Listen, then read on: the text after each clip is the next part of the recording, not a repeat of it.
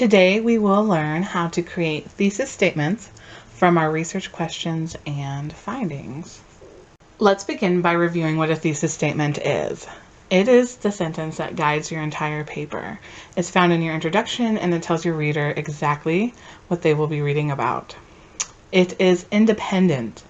I like to say that you should be able to cut your thesis statement out of your paper and show it to a stranger, and that person would know exactly what your paper's about. So it should not start with pronouns or have any dependent language on the sentences above it. And finally, it should be specific. So not only does it hold your theory, but it also has your reasoning behind that theory. Specifically for a research paper, the thesis statement is the answer to your research question.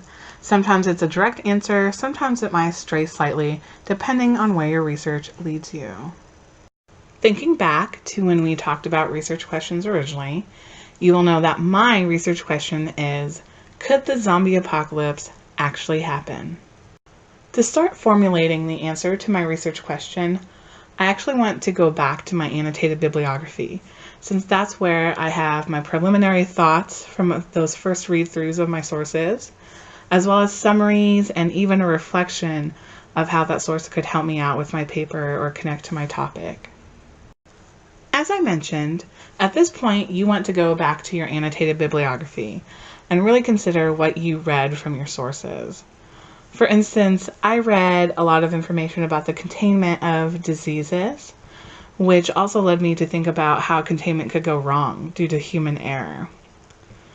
I also read about diseases that have symptoms that were very zombie-like, so almost rabid behavior or rotting flesh or sunken eyes.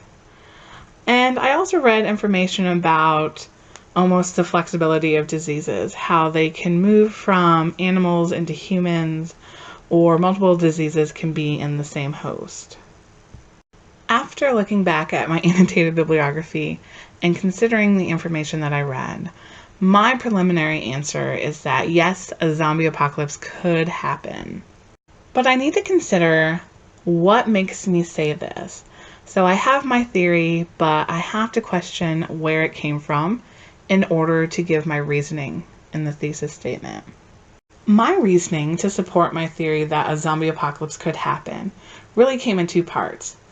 First, if these diseases with symptoms like sunken eyes, rotting flesh, rabid behavior combined in the same person, they might seem very zombie-like.